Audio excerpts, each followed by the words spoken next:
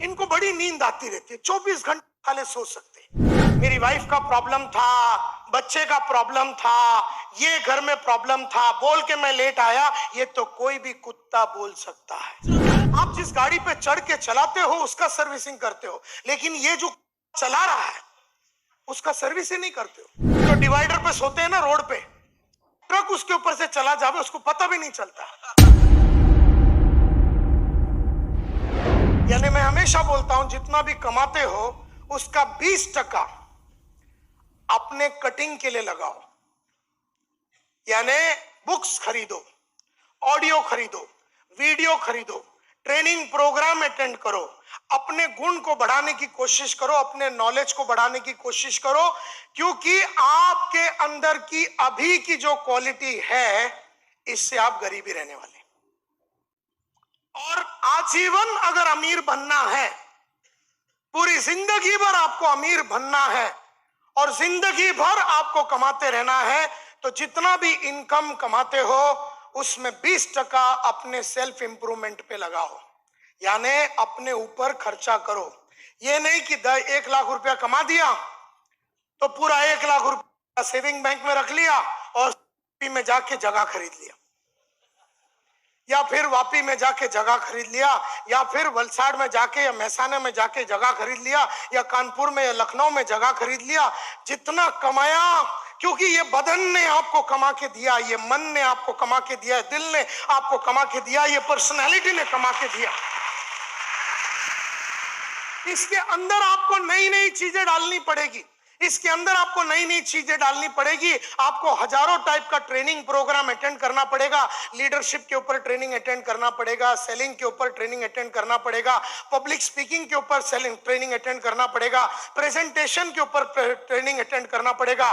बहुत सारी किताबें हिंदी, इंग्लिश, गुजराती में बाहर आपको मिलेंगे मेरे, और वो सब किताबें खरीदना पड़ेगा, वो सीडी खरीदना पड़ेगा। एक एक सीडी में एक एक बातें बताइए। जैसे लीडरशिप मल्टीप्लायर में मैंने बताया है सीडी में कि लीडर कैसे बनते हैं, चेंज मल्टीप्लायर में मैंने बताया है कि अपने आप में परिवर्तन कैसे लाना है, फियर मल्टीप्लायर बोल के थोड़े दिन पहले मैंने काशीनाथ घाणेकर हॉल में फियर मल्टीप्लायर, डर को कैसे काबू करने का फियर मल्टीप्लायर बोल के सीडी है। तो जो जो डर है, जिसके जिसके अंदर डर है, उसे वो सीडी लेके, वो सीडी सुन के अपने अंदर का डर अगर निकालोगे, लेकिन वो सीडी फ्री में तो आएगा नहीं, उसके पैसे लगेंगे, और वो पैसे लेके जब आप वो सीडी देखेंगे तो ये आदमी बदलता है। ये जब जब बदलेगा ये रिटर्न ज्यादा देगा, ये जब जब बदलेगा ये रिटर्न ज्यादा देगा। अगर ये बदल नहीं रहा है तो आज ये लाख रुपया दे रहा है तो कल 80,000 देगा, क्योंकि इसकी सर्विस नहीं हुई। कल 70,000 देगा, परसों 50,000 देगा, तरसों 30,000 देगा, उसके बाद 10,000 आएगा। यही बॉडी जो एक जमाने में, यही बॉडी और माइंड जो एक जमाने में लाख रुपया महीने का देता था, यही बॉडी और माइंड तुम्हें 10,000 पे लाके खड़ा कर देगा। क्योंकि गाड़ी का सर्विस नहीं करोगे। आप लोग गाड़ी का सर्विस के लिए लेके जाते हो, कार सर्विस को देते हो, 5,000 किलोमीटर में आप गाड़ी सर्विस को देते हो, 2,000 किलोमीटर में बाइक सर्विस को देते हो। समझो आप सर्विस नहीं करते हो तो आपका ब्रेक लाइनर नहीं चलता, आपका इंजन का ऑयल नहीं बदला, आपका गियर ऑयल नहीं बदला, आपका ग्रीसिंग नहीं हुआ, आपका ऑयल पानी बदला ही नहीं। आप जिस गाड़ी पे चढ़ के चलाते हो उसका सर्विसिंग करते हो, लेकिन ये जो चला रहा है उसका सर्विस ही नहीं करते हो। और जब जब आप इसके ऊपर काम नहीं करोगे, जब जब आप इसके ऊपर काम नहीं करोगे, तब तक ये रिटर्न कम कम देता जाएगा। ये याद रखना। देयरफॉर लाख रुपया कमाया तो कितना रुपया इसके ऊपर सर्विस करने में लगाने का? 20,000 रुपया। अगर इस पे लाख रुपया कमाते टाइम 20,000 रुपया इस पे खर्चा किया, ये 2 लाख देगा, और इस पे 40,000 खर्चा किया तो ये तुम्हें 5 लाख देगा। लेकिन ये बात गरीबों को समझ में नहीं आती,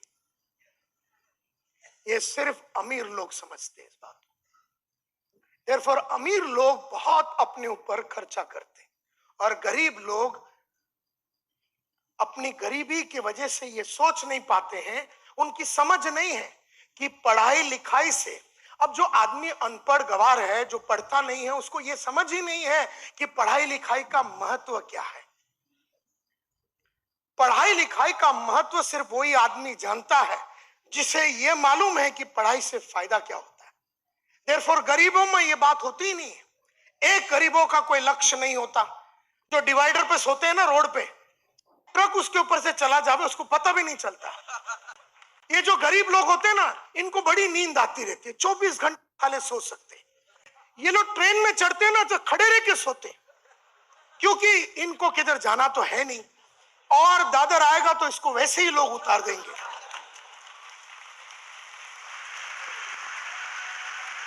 ये ट्रेन में चढ़ते ही इसको नींद आ जाती है। ये बैठ बैठ के सो सकता है, ये किधर भी सो सकता है, क्योंकि इसे कोई लक्ष्य है नहीं, इसे अपनी स्थिति को सुधारनी है नहीं, इसे तो कुछ समझ ही नहीं है बेचारे को। मैं उसे बेचारा बोलता हूं क्योंकि एक्चुअली उसको समझ नहीं है बेचारे को। मैं नहीं जानता हूं कि तुम्हारी, तो देयरफॉर अमीर बनना है तो पहले सोच में अमीरी लानी पड़ेगी, पहले सोच में अमीरी लानी पड़ेगी। ये जो अमीरी है ना, ये टेम्पररी है। अगर सोच परमानेंट है, सोच परमानेंट है। देयरफॉर आज पैसा मिला तो मैंने कोट खरीदा, कल पैसे नहीं मिले तो ये बेच दूंगा। लेकिन अगर मैंने इस पे खर्चा किया है तो कल इससे बढ़िया कोट आएगा, इससे बढ़िया। तो कहने का मतलब यह है कि जिन लोगों ने अपने ऊपर खर्चा नहीं किया है वो लोग लगातार गरीब रहते हैं। और वो लोग, इसीलिए अमीर लोग क्या करते हैं, कम बच्चा पैदा करते हैं और उसके ऊपर बहुत खर्चा करते हैं। गरीब लोग बहुत बच्चा पैदा करते हैं, क्योंकि अपने को तो खाली पैदा ही करना है ना, उसको पढ़ाना लिखा तो है नहीं। रात को कार्यक्रम करो, अगला दिन माल निकालो।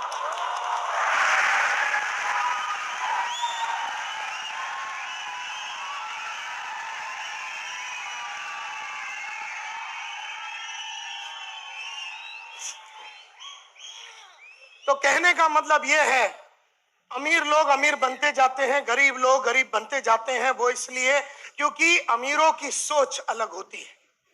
आपकी भी सोच बदल सकती है, तो इसके लिए तो हम आए हैं। अब हम आए हैं तो सोच बदलनी आए।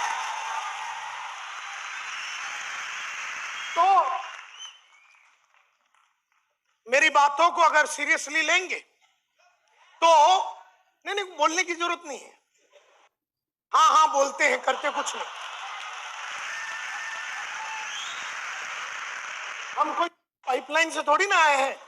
आपकी झूठी ताली और झूठी बातों पे हम फिदा होने वाले नहीं हैं, क्योंकि अभी तक कर लेने वाले थे। अगर तुम्हारे में अमीरी की सोच थी तो अब तक अमीर बन चुके होते।